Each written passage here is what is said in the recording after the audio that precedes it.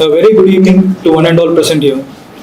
On this momentous and proud occasion of Vijay Divas, a day that reminds us of courage, sacrifice, and the enduring spirit of our nation, it is an honor to welcome you to the distinguished book release function organized by Center for South Indian Studies, Chennai, here at the iconic Anna Centenary Library. It is said that history is not merely a record of the past, but a mirror in which the nation sees itself. This evening truly reflects that thought as we gather to celebrate the release of History of Hindustanis by the eminent scholar Dr. Chan Cherney, a work that invites us to engage deeply with questions of identity, heritage, and historical consciousness. Well, we welcome you, sir. Vijay Divas commemorates not only a historic victory but also the thought of resilience, unity, and vision. It is therefore most fitting on such an occasion we came together to honor a book that examines the many strands that have shaped Hindustan and its people. Dr. Chan Cherney, a recipient of the prestigious Knight in the Order of the Orange Nassau, is a globally respected academic scholar whose work reflects intellectual rigor, historical depth, and a rare ability to connect the past with the present. This book is not merely a publication, it is a valuable contribution to a historic discourse. We are deeply honored to have here with us the chief guest, Dr. Malini Parthasarathi, Director, The Hindu Group, a distinguished journalist and a public intellectual. She has consistently upheld the highest standards of editorial integrity and democratic values. Her presence this evening lends great significance to this wonderful occasion. We are equally privileged to welcome our guest of honor, Sri B. Jagannath, author, advocate, Madras High Court, whose perspectives bridge literature, law, and social thought with clarity and integrity. At this juncture, I would like to welcome Mr. M. Kumaresan, convener, Center for South Indian Studies, Chennai, whose vision, dedication, and tireless efforts have been instrumental in bringing this program to fruition. Under his guidance, the Center fosters meaningful academic engagement and cultural dialogue. I extend a warm welcome to all our distinguished attendees, scholars, academicians, writers, students, and history enthusiasts who have joined with us right now. Your presence reaffirms the importance of thoughtful inquiry and collective reflection. As we proceed with today's program, let us remember the words of Marcus Garvey. People without knowledge of their past, history, origin, and culture is like a tree without roots. May this evening strengthen those roots through dialogue, reflection, and scholarship. Once again, on behalf of the Center for South Indian Studies, Chennai, I warmly welcome one and all who are present here. Thank you. Thank you, Abhishek, for the recognitions. Now it's time to felicitate our dignitaries on the dais. I request the Kumaresan, convener of CSIS, to felicitate Dr. Chan Cherney, the author of the book History of Hindustanis. I request B. Jagannath to present his book to the author. He is the author of the book Gazula Lakshmi Narasi Chetty, which was released by the Honorable Governor. That book? Yes.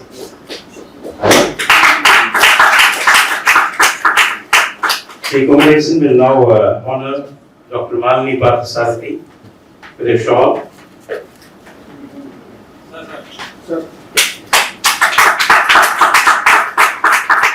And Jagannath will present his book to Madam.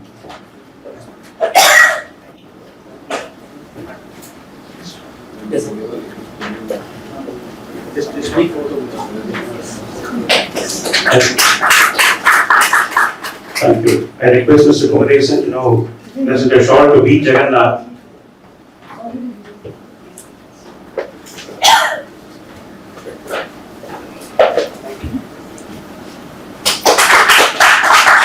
Thank you. It's time to release the book, the much awaited book by the author. I saw to you. Yes.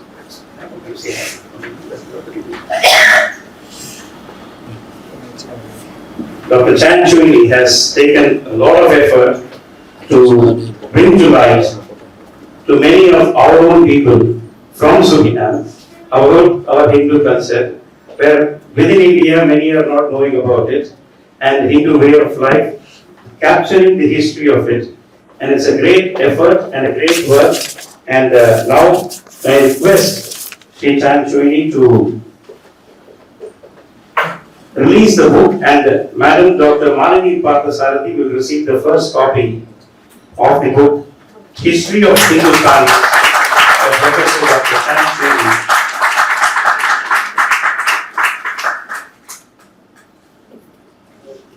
Thank you, sir. Thank you, madam. May I now request Madam Malini Parthasarathy to kindly deliver her address. Come.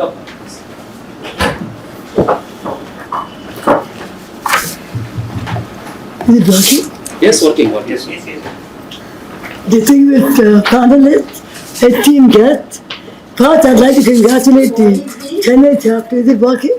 Yes, working. Yeah. Yes. I'd like to congratulate the Chennai chapter of the Center for South Indian Studies for their spotlighting studies of lesser known aspects of our history, particularly in the colonial era. The Center is doing a great service in unearthing the subaltern narratives that have been brushed under the carpet of dominating narratives that sideline the stories of the marginalized, the oppressed, and the deprived. The Center has also done some useful corrective work on the prevailing narratives of our history, especially in the pre-independence era, documenting rigorously the contribution of native voices in South India in the context of the anti-colonial struggle. P. Jagannath, who's here, has done excellent work with his book that we've just seen, The Native Work in Madras, Voice in Madras. It's about Gajalu Akminastu Chetty, founder of the Madras Native Association, and the first, I think, Indian newspaper from Chennai, before the Hindu, I think. So we are here to honor the sterling magnum opus of the eminent historian, Dr. Chan Chuini, and I deem it a privilege to be called upon to receive the first copy of this scholarly book, History of the Hindustanis, from this iconic author. Dr. Chuini is renowned for his extensive and dedicated research on history of the Hindustani people, who are descendants of indentured Indian laborers who arrived in Suriname from 1873 onwards and settled there since. Dr. Chuini has also documented the second wave of migration of Hindustanis preceding Suriname's independence from the Netherlands in 1975. He noted that as the largest ethnic group in Suriname, they have been marginalized as a political force until successive entries of Hindustani settlers helped bulk their population, and subsequently they become an affluent community. The tale of this remarkable journey of the Hindustanis and their transformation into a strong affluent community today is detailed in Dr. Chuini's masterly book. Dr. Chuini's work has drawn upon extensive oral history matter, and his research is significant as it serves a major public purpose. Just close the mic. You just close the mic. Yes. No, it's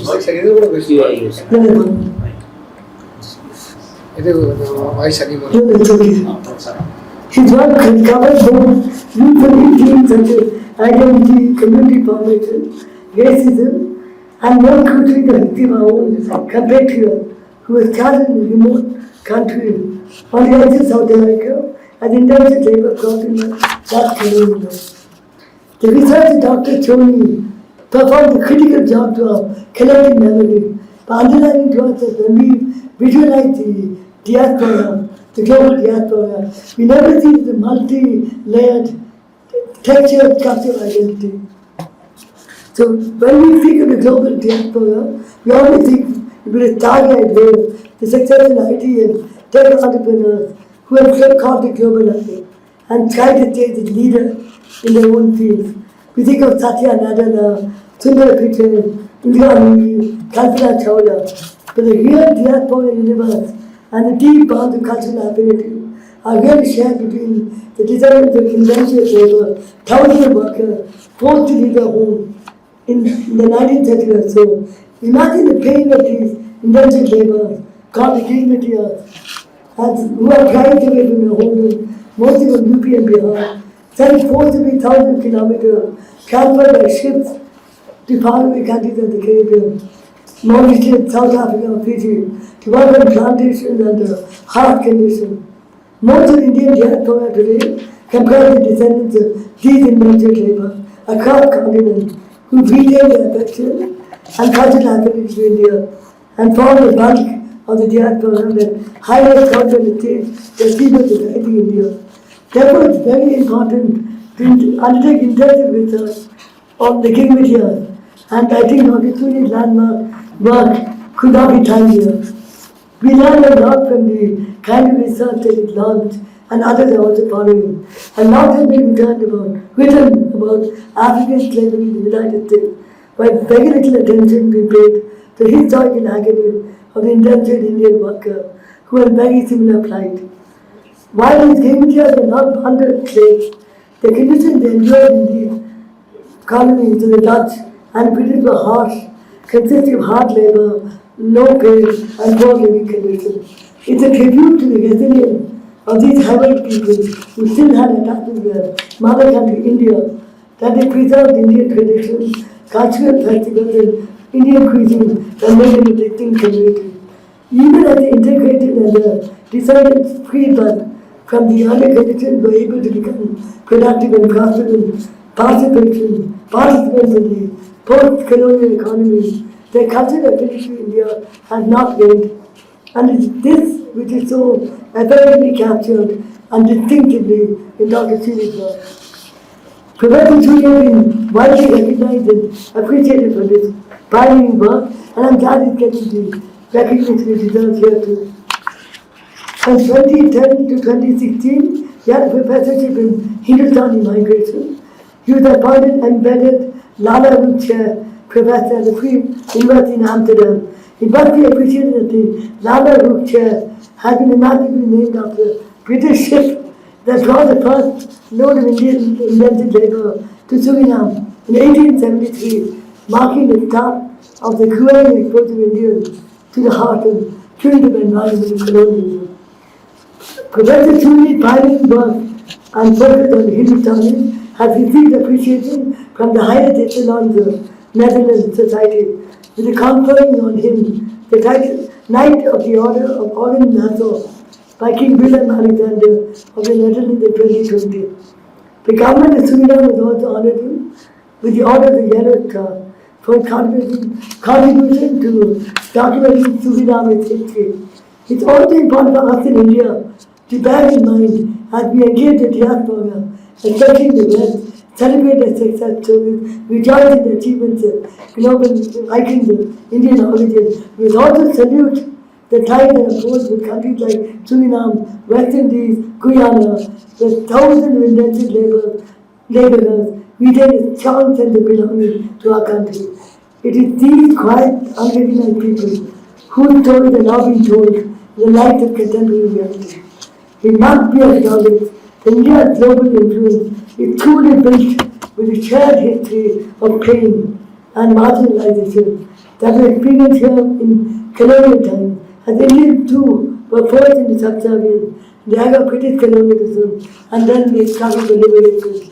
So Dr. Suni's landmark study must serve as a reminder to us to celebrate the subaltern narratives of ordinary Indians who have gone far ashore but still have their hearts and collective memories and led in India's rich cultural tradition and have spread India's cultural influence far and wide. Soft power is substantially India's global strength, and indeed our ties with elements of diaspora who cherish their cultural affinity to India must be consciously highlighted to further credibly our global influence. It's commendable that the CSI has placed particular emphasis on the studies of Greek materials and acknowledged the contribution of Dr. Suni, who is a pioneer. I'm sure these academic exchanges have great public purpose. Once again, I offer felicitations to Dr. Suni for his pioneering study in Hindustani spotlighting an important and neglected aspect of India's historic studies of our people and our culture.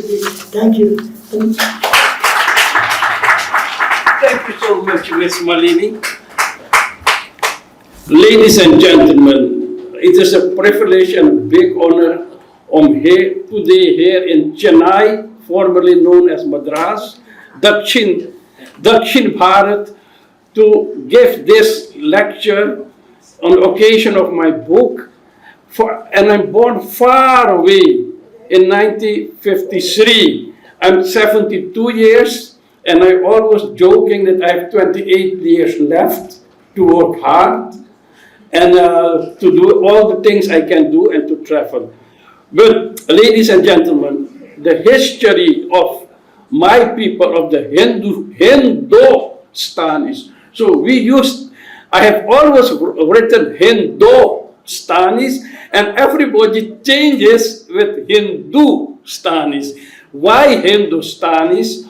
Our grandparents, when they went to Suriname, Suriname was a Dutch colony, was not an English colony.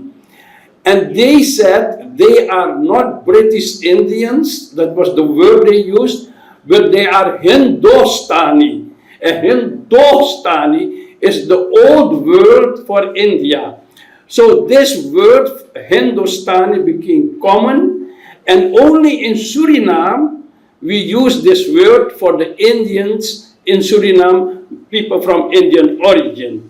Now, ladies and gentlemen, Suriname, or the Hindustanis in Suriname, have a very distinct history compared to the people who went to the British colony and the people who went to the French colonies. Mr. Jagannath is busy with writing about the French colonies, especially in the French colonies, people from South India, Tamil people went. And this difference has to do with the imperial policy. The French has an imperial policy that they assimilate you. You have to become Frenchman, you have to become Christian, you have to ingrain all the French culture, drinking wine, eating bread, all the things.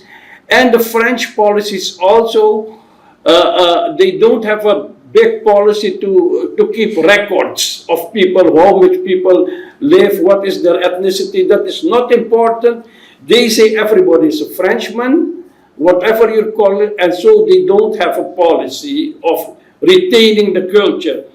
And the people who have been in the French colonies, they had a very hard life, a very high percentage of debt, and still till now the position of the people in Guadeloupe, Martinique, French Guiana, Union is not so good as in the British and the Dutch colonies. The British have a policy of imperialism, British imperialism. They say the British culture is very important. The Indians have to acquire the British culture and learn all the British culture, but they don't assimilate you because they have also some kind of a racist attitude that they are superior people. The Dutch has a different policy. The Dutch have a policy, imperial policy, only to make money. To make money. They went to Indonesia, they exploited Indonesia, but they didn't build infrastructure, university, and they exploited, but they left the Indonesian culture. They call it the Adat policy. The Adat, leave the people the Adat, they did not to become Dutchmen. The English people came to India, they exploited India, but they built university. They built a whole system of government. They built bridges, roads. So what happened that because of this different policy, the people who went to Suriname benefited from this policy of Dutch policy. They say you must integrate the people in the society, but let them retain the culture. And the Dutch people said the Indians have a good culture, they are hardworking, we are looking for hardworking people, and because of Hinduism, or the Indian broader term, the Indian culture, that is agrarian orientated, so that they have this ethos of hardworking and sacrifice, so let they retain their culture. Okay, ladies and gentlemen, what happened is that in the British colonies, people after slavery, Indian laborers went there to work for 5 years or sometimes 10 years, and they went, that is very important, they went there to earn money and to come back to India. And they had calculated that you can save half of the money, because otherwise it hasn't been sinful. You need not to go so far to work there. So you can earn money and come back with your savings and start a new life here. What happened is that in these colonies, the people had been exploited, had a hard life, but still they had a better life than in India. So most of the people stayed there. Wahan bas gaya, they say in Hindi. And 1/3 came back. And from the people of 1/3 that came back, a lot of people came back and they said India is not for us. And 10% went back. And the others stayed here, and they were very, they had, some became zamindars, but others didn't like it, India, but they had to live in it. Okay. In the nearby colony of Suriname, you have this colony of Guyana.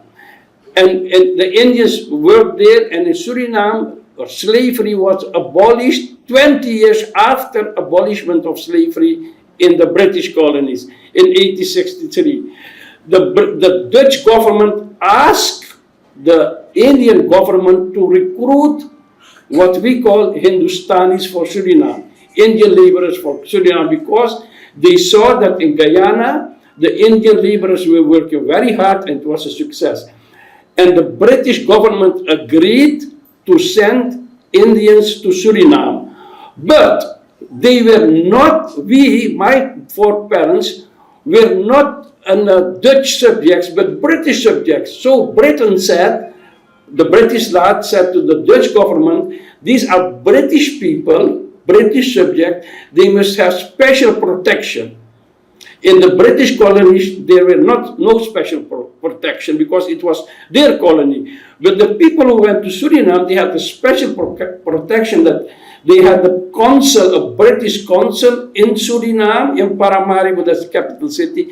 And every year, the Dutch government has to write a report about how is the situation, the predicament, the situation of, I use now this word, of the Hindustani laborers. And every year, and that was an advantage for us because every year they had to report. Okay, in 1873, the first ship went to Suriname. It became an icon. It was a sailing ship, Palke Jahad, they say, and it was called Lalaruk. And in those days, you didn't have telephone, you had telegram. So you have to telegram, and it takes a 3-month journey. And what happened that every year you had the agreement how much people Suriname needed, and then the recruitment started. For example, Suriname asked for 1,000 laborers, and then the recruitment started in India. And I will explain to you because there is a lot of misinformation and distorted view about this whole system. Look, why some people say, well, they grabbed the people, they forced the people, they cheated the people, or they say, Bharmai, they say, they told a lot of stories and they took them away to these countries, entanglement, Bharmai देश उसका cheat किया है, उसका जबरदस्ती से पकड़ के ले गए. That is all not true. There are some cases of forced labor or some cases of fraud, but you had laws, stringent laws here in India, and every 10 years the laws became more stringent. What happened? Because if you think with me, why the Dutch government will invest 400 guilders, that is, let's say, 400 euros or more, so much money to recruit laborers in these countries and to Bharmai them or by force and to bring them there for 5 years with the right to free return to their country. if the people are forced or they are cheated or they don't want to work. No, they made a system to select these people. And what happened is that they based a depot, a head depot in Calcutta, and they had in the different cities a sub depot. In Madras, in 1870, it was stopped, the recruitment. There have been some 300 people from Madras went to Suriname on their own because they heard that the life in Suriname was better, and they came on their own by 2 ships. They came to Calcutta and were recruited there. But most of the 34,300 people were recruited for Suriname were recruited from the northern province of Uttar Pradesh and Bihar. Okay, in all these cities you have the ship depot. Then when the Surinamese government sent a telegram to Calcutta, then the immigration agency sent a telegram to all the cities where there were ship depots, like in Patna, Allahabad, Faisapur, Muzaffarpur, all the recruit for me, let's say, 50 or 100 men and 40 women, because it was agreed that on 100 men you must have 40 women, and that is not 40%, but 28.6%. And they started to recruit it, and they were official recruiters. Every year you get a license to recruit people. If you misbehave, if you cheated people or you had fraud, then your license will not renewed. And they had a badge. The recruiters had a badge. But besides the recruiter, they had illegal recruiters. The illegal recruiters, they call them arcatias. And a lot of scholars don't know this difference. I have found out that this was a very important difference between legal recruiters and the arcatias. Okay, then the legal recruiters recruited people and went to the village, and they went with a drumming. They call it munadi, a drummer come, and they say you can go there and work and you can earn 12 ana paisa. This 12, in those days in North India, they earn 1 ana. And it was 12 ana, 60 cents, and for women, 40 cents. Much more money, and it is for 5 years, and you can save your money and you come back. It was calculated that you can save half of the money you earned. You can come back with half of the money, and 1/3 of the people came back from Suriname also, and they saved something like 200 guilders. That was a big salary for those days. Okay, then the recruitment started, and they went to the villages, and they recruited only young men from 18 to 35 years, and women also. And sometimes they said, families can come to Suriname also, but not a lot of children, because the journey was 3 months with the sailing ships, and you can have a lot of diseases like measles and so it was dangerous. But there have been families, but most were young men. And what happened for the recruitment, you have push and pull factors. Push factors mean that in India you have a lot of factors, push factors, why people wanted to migrate, why they wanted to go so far to work. And these are things like India was in those days very poor, especially North Bihar and Uttar Pradesh. You had hunger, you had starvation, you had storms. In Hindi days, tufan aave, flooding, a lot of unemployment. A lot of people from Bihar went to do Nokri and a lot of other places.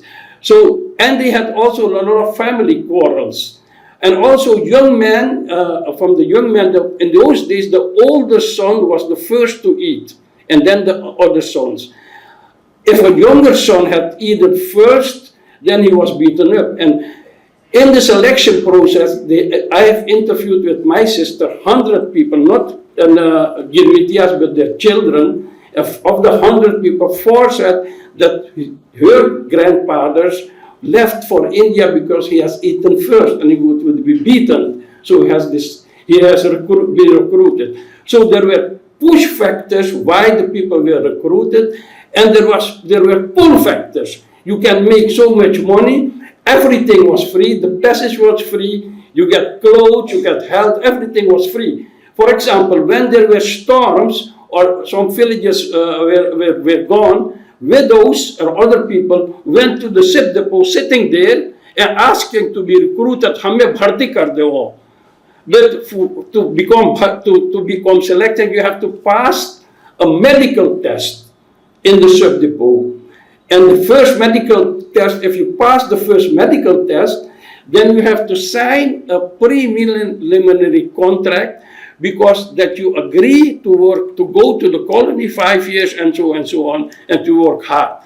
Because the Dutch government will not invest so much money in you if you don't agree to work and you are not, you are cheated. Okay, then they recruited people, and if there were enough people for one challan, they call it challan, for one trip to Calcutta by train, 20, 35, 40 people, then they went to Calcutta.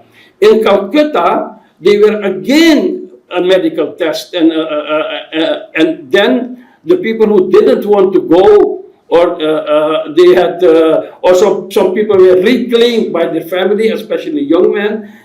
And when they had something like 500 or 800 people for one shipload, then they were again tested. And for example, people who were menstruated or people who were ill were not recruited. So the people who went to the colonies were the most strong people, and in the whole process of recruitment, of all the people they selected, 1/3 was dismissed. So only 2/3, only the strongest person went. What also happened, they looked for laborers, people who can work in the agricultural sector. But a lot of other people from other castes went also to the colonies. They took other names, they changed their caste. So in Suriname, for example, 5% Brahmins came.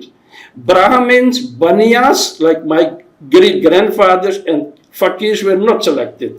So maybe my great-grandfather has given also another caste name or other name. So because they also wanted to go away and to earn money. And what also happened, they choose on, let's say, 200, 300 people, one big guy, smart guy, who became Sardar or headman. And for example, my great-grandfather was a Sardar. If you see his we have a picture in the book on page 150, but I'm not totally convinced. It's 80% that it's my great-grandfather. But if you see the picture of my grandfather in my book in the beginning, you see a big man who is not a laborer. He's a leader. You see the picture, you see, no, this man cannot be a laborer. Okay, so they selected all these people for the colonies, and Brahmins, Chatri, a lot of, especially people from the low caste, came and were recruited and went to Suriname. When they came to Suriname, it was a 3-month journey, and later it was by steamship.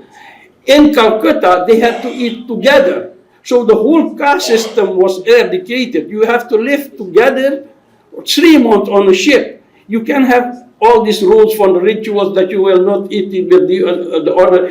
And some people, and every week there was meat, 1 or 2 times a day, a week. And some people, we interviewed them, and they said, our grandparents told us they have never had so much meat in their life, eaten meat in their life. Okay, when they came to Suriname, then they came to there, and in the beginning, the Dutch people had recruited with 8 ships, 3,000 people with 8 ships. They came, and they hadn't organized it very well in Suriname.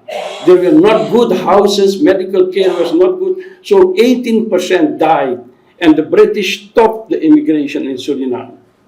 And the British said, you have to have good houses for them, and good medical care, and so further. And after 3 years, they built new houses for the Hindustani people, new medical care, and everybody get a portion of water and all kind of arrangement. And the Hindustanis worked hard in Suriname, and they rebelled also. I've written about the rebellions and all the things, but they succeeded. And they succeeded because of some factors. One thing is that there was almost 1/3 were women. The women were 1/3 were married, 1/3 were single women. Of the single women, 1/3 was again married in the depot in Calcutta or the depot in Suriname, and later on the plantation. But the shortage of women is on one woman, 2 men, has some effects. One thing was the position of the women was stronger. She could choose her own husband. If you don't treat her very well, she chooses another husband. So that had led to emancipation of these women in Suriname, and especially the women who went to these countries were very assertive. For example, my great-grandmother, she was a widow from Benares. She had 2 sons. And in those days, widows were discriminated. Brahmin widows had to be burned. Sati, usko bana denge. Sati. And they were not allowed to remarry and all that. So the widows and those women who went to the colonies were very, very courageous. You must think about it. 150 years as a widow, take this step to go all these places with you. She had 2 sons. So she went to Suriname and she married my great-grandfather. That was in those days unthinkable. And I think my great-grandmother was from a low caste, and my great-grandfather was from a high caste, and my great-grandfather was fair-skinned, and my great-grandmother was a dark woman. And in my family, you see again these genetic things that if you see my brother, he's light-skinned, I'm dark-skinned, so you see this genetic, but because of the shortage of women, these things were possible. The second wife of my Aja, her father was a Brahmin, and her mother was a Chamai. But they married because there was a shortage of women. Okay, in Suriname, that is very important. That happened. A second thing was in Suriname that the Dutch government said, these people are working so hard, we have to keep these people for this colony. And every Hindustani family, men and women, it is very important for you also to know that the women own their own salary, their own loan. Yeah, they have their own loan, and if you see the pictures in my book, they bought a lot for jewelry and things like that. So they said that we have to keep these people for the colony, and they made up a law that every people who has finished his what we call Girmit contract, after 5 years they can stay in Suriname, and they get 5 acres of land free of rent for the 6th year. But that was a little bit cultivated land. If it was wild land, you can have 5 acres, 10 acres, 2 hectares, 5 hectares. And all the Hindustani people got land in Suriname because Suriname was a very sparsely populated country. And they wanted, and from Suriname, more than one quarter of the people went back. They took money with them, and also some took their children with them. And they came back here in Calcutta, and 10% succeeded in going back, but the other not. And they were robbed here. In Calcutta, you had the Hong Kong Shanghai Bank, and they go by Tanga to Calcutta to get the money there, and they were robbed. They go by Tanga, and they were gundas, they robbed them.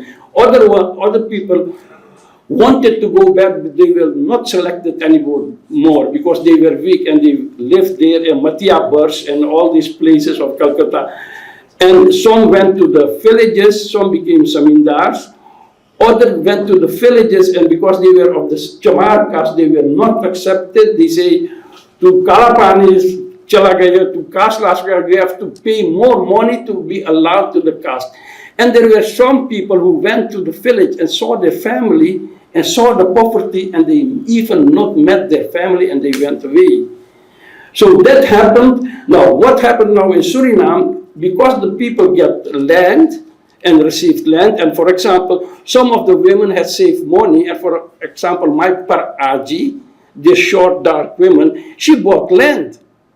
She bought with her money, she bought land. And there were other people who bought land, and women too. And they worked hard on the rice field. Everybody had land.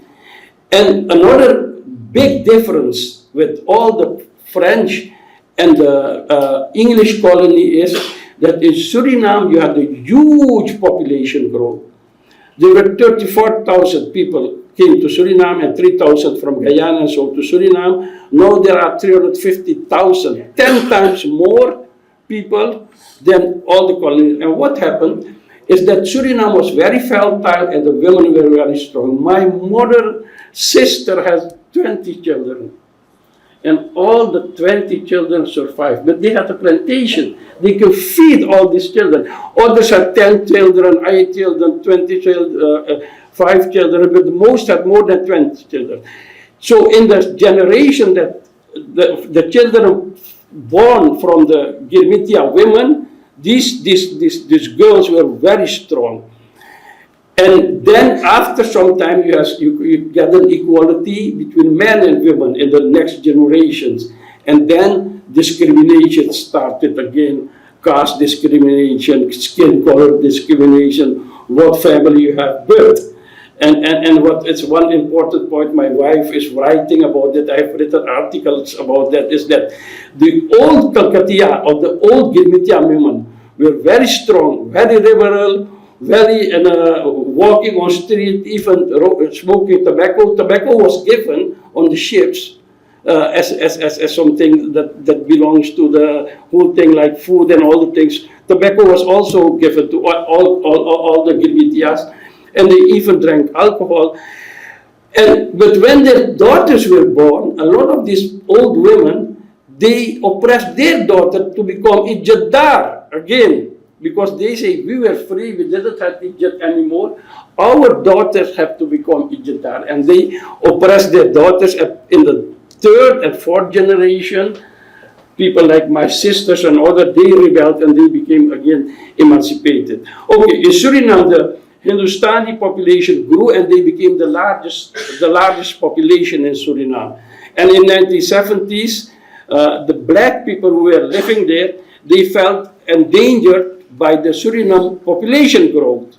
And they had election, and the Hindustani group lost the election, and there was independence in 1975. And a lot of Hindustani doesn't trust the government of the blacks, and they went to the Netherlands and to retain their nationality. And nowadays, half of the Hindustani population lives in the Netherlands, and half live in Suriname. And they have relations with each other, so we have the Dutch nationality, and then they reconnected now with India. So you have a triangle, India, Suriname, and Netherlands, and with all this development, you see that there is a new generation coming up that are very interested in India. And Modi, Prime Minister Modi said in Suriname that the culture had retained the best. And I still talk Hindi, I understand that. I'm fourth generation, I still talk Hindi. So I was 40 in 1980, 45 years ago here in Madras. By train, we were just married. We traveled whole of India. And in those days, India was very poor. And we came often here on years, and I see now India is growing and flourishing because of the Bharat Ke. So I'm very proud that I have this origin and this heritage, this Indian heritage, hardworking, doing all the things. And I have also written a book about the Vedic Dharma, for example. So our culture is very important, and I'm very glad that you gave me the opportunity to give this lecture and to present my book to you. And Jagannath and this man, they have been to Trinidad and also to Suriname, so they have seen how life is there. So it is for me some kind of a new bandhan, they say it. You invited me and I paid all my money, all the things to come and to do this. And it is, in Hindi they say, कितना विशाल बात है that we have this connection after sadiyon se, after so many years, and we look a little in our face the same. We are all Indians, that we can have this occasion here. So I'm very blessed, and I will stop it here. Thank you so much, sir. We were able to come to know so many things. The link, the triangle, as you said. Triangle has so many things. If you take it in acupuncture, it has a great value. In Vedic Shastras, it has great value. Of course, there is also the Bermuda Triangle, which people say. And this is an extraordinary relationship that you went from here, this land, to Suriname, survived there because of the ethos you carried from this homeland. And from there, people connect to Netherlands, and now you're coming back to India. So this Hindustani is really great. I stand corrected because they had made it as Hindustani. You have corrected us there also. Now, of course, the genetic connect is made, and we hope this rekindling which you have made in the Indian society today, especially in Chennai, though the group may be few here, I think they will carry this message to other people to say, this land of Bharat has so much of cultural wealth that it has still to give to the world many more things to the future generations to come. Thank you so much, sir, for your excellent work. And just an information before I could invite Jagannath, this book is actually available online and you can download it free. The QR code is kept at the entrance. This is for you all. So I must thank you for sharing your knowledge. You give a book and you also say to the guests, take it free. Yeah. This was our Vedic culture, sir. We never sold knowledge to people. Knowledge was a matter which was given free. It is the people who take it, reciprocate it with their gifts to the person who gave the knowledge. That is our Guru Dakshina. Thank you so much, sir. Now I welcome B. Jagannath.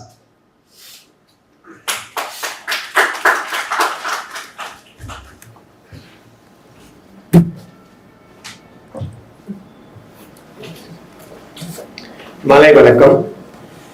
மார்கழி இனியதுன்னு சொல்லுவாங்க. I'm not supposed to talk in Tamil because so I just use this word. மார்கழி இனியதுன்னு சொல்லுவாங்க.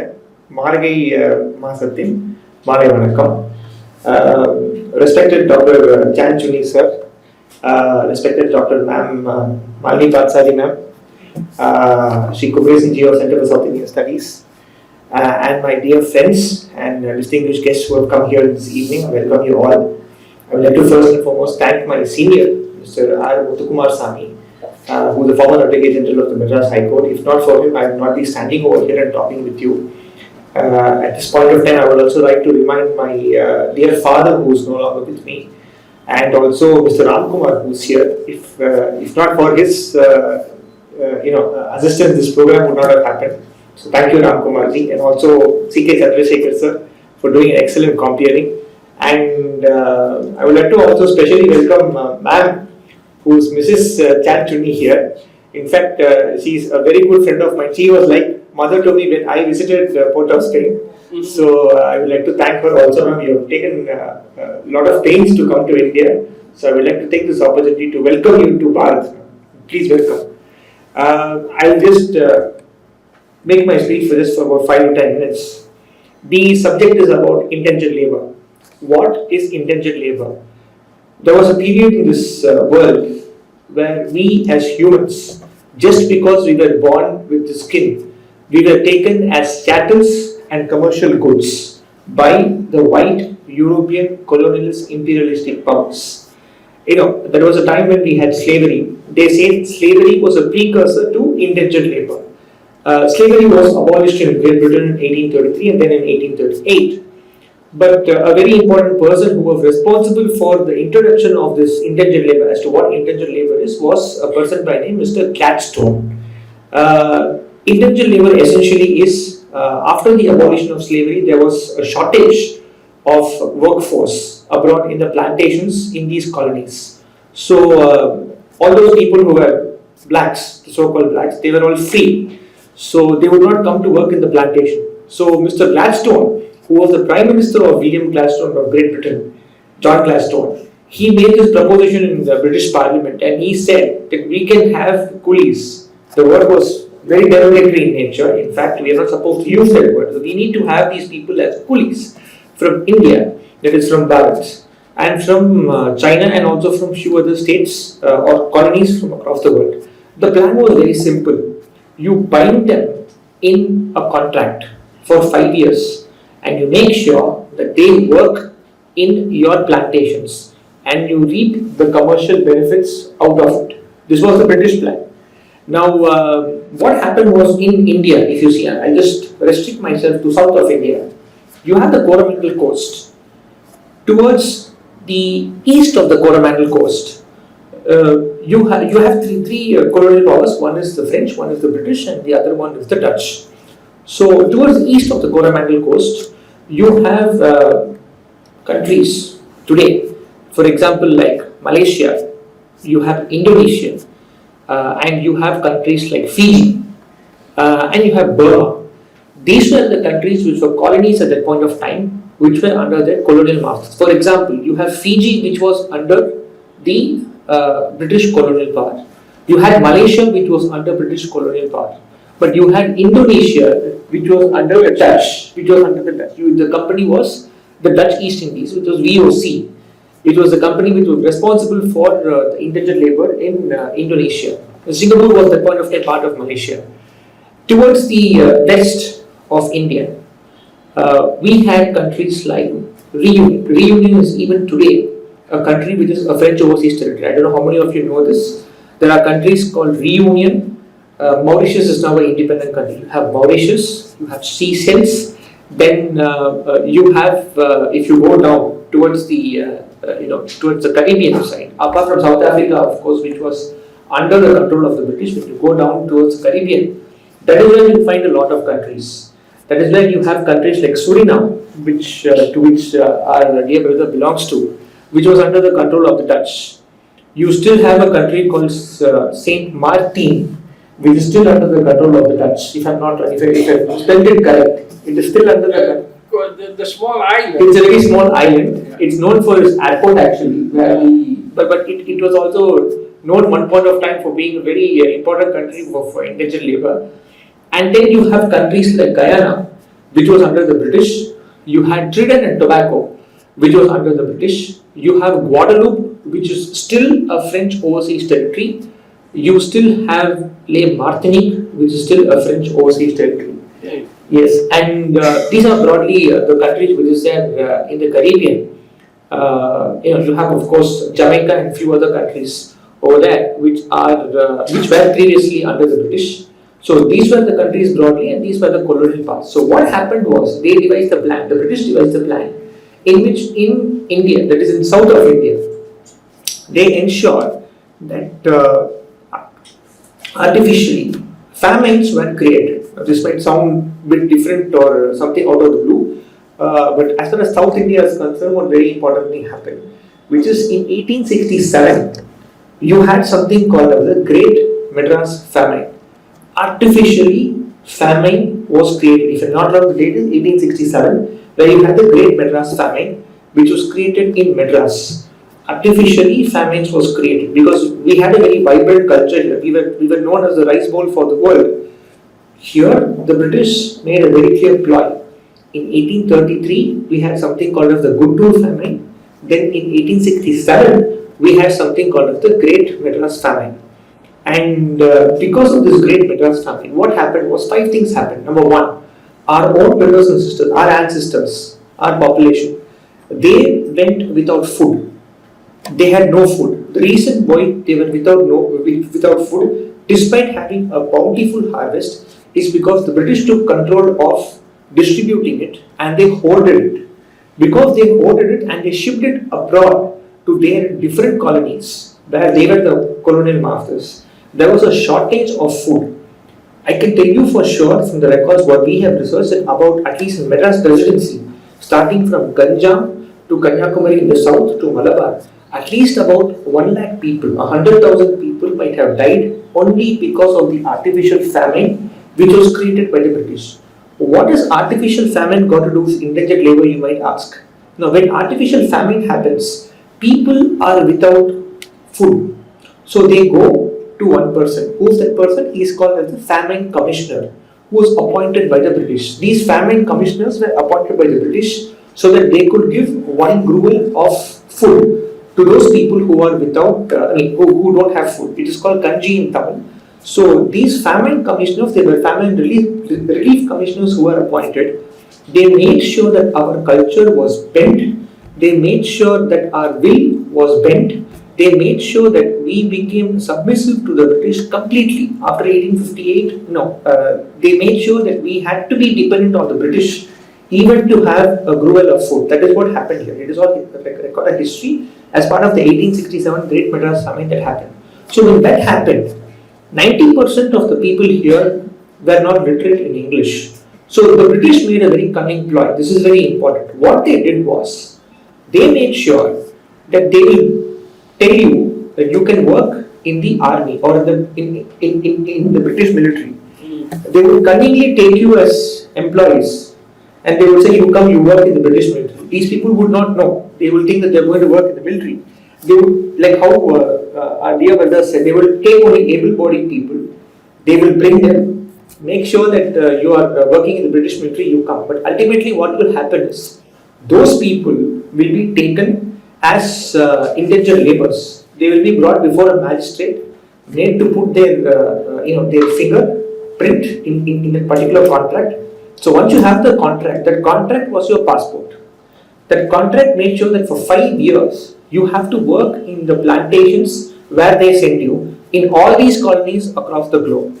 And these plantations had one of the, as far as the British plantations concerned, not the Dutch ones, but the British plantation had one of the most horrible conditions that you can ever imagine and realize. You had ships which was called as coolie ships. It was again a derogatory term. You had ships which took people in hundreds from Madras to across the globe. And these people suffered in these ships. The death alone in these ships comes to about more than about 10,000 over a period of time.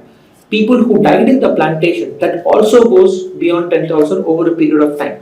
Systematically, people were taken from Madras and they were sent to all these colonies abroad. They were made to work forcibly in this plantation so that the commercial greed of the British could be satisfied. Now there is a word called karma. I would like to finish with this thing called karma. Because there is a shortage of time, I'll just complete with this. What is karma? It's a very simple thing. You will sow what you reap. You will sow what you will reap. Now, what happened is, in Trinidad and Tobago, you now have the Prime Minister or the President, where I had the good fortune of visiting. She is an Indian. Her name is Kamala Prasad Bisesar. In Le Martinique, you have a person who is, I think his name is Nagamutu or something, some Tamil name also. Huh? Nagamutu, yes. It's a Tamil name. He is now the head in that country. In most of these countries, if you see, take Fiji for example, you have our people there who are in respectable positions. So in most of these countries, in the positions of power, like for example, like the head of the state, like for example, the chief justice of that particular country, and you have the attorneys and a few other people, like for example in Suriname also, the vice president of Suriname, he is now the speaker, his name is I think Ashwin Michael. So I had the good fortune of meeting him. He is right now the speaker of the Suriname National Assembly. So our own people have now come to that position in life, and they have come only because of one thing. It is because of their own hard work. Imagine this for a moment. Your ancestors are taken away from your home. You are put in these colonies as literally as I should not use the word slaves, but literally they get. But you have come up through your own hard work. Now, an example of that, as I just said, Mr. Ashwin, when we met him, he told us that the sorrows and the miseries that their ancestors has undergone was something which was horrible and which was monumental. So, what I would like to conclude and say is that our diaspora, our Indian diaspora, which is there abroad, which has undergone this suffering, they are now bouncing back. the power of India abroad, this is called a soft power abroad.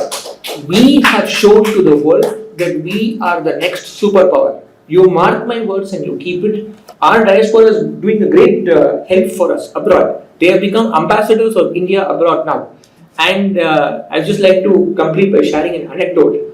I had the good fortune to go along with Mr. Kumaresan to one temple, which was the Mariamman temple, which was near West Indies. One thing that our people have ensured that they keep over there, along with them, is their culture, is their traditions. That still continues there. As long as we have our culture and tradition with us, nobody can stop us from realizing our dream and goal of becoming a superpower. That will definitely happen. So I would like to thank Center for South Indian Studies for giving me this opportunity.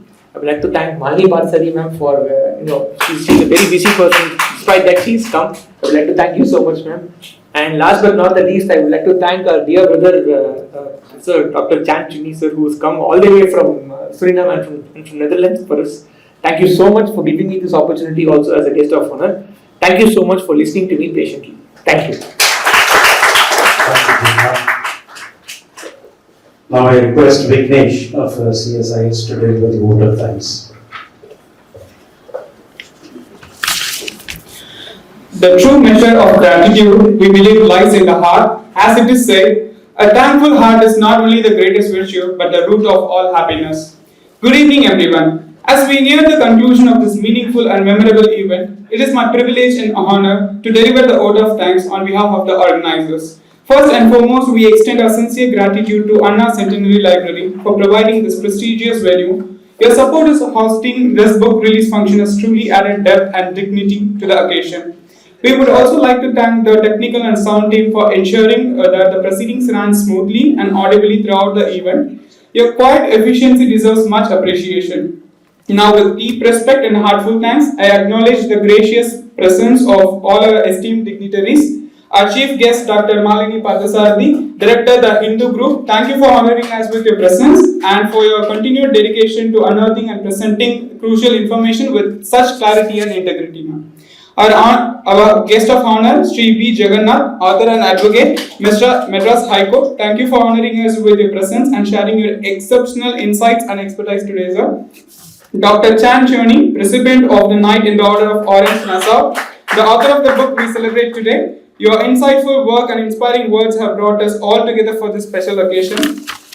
We congratulate you and thank you for the passion and purpose for you bring to your writing. Sri N. Kumaresan, convener of the Center for South Indian Studies, Chennai. Your guidance has been instrumental in organizing this event and we remain deeply thankful for your support throughout. We also extend our thanks to all our respected guests, attendees, well-wishers and supporters who have taken the time to be a part of this event. Your presence has had an immense value and made this book release function truly special.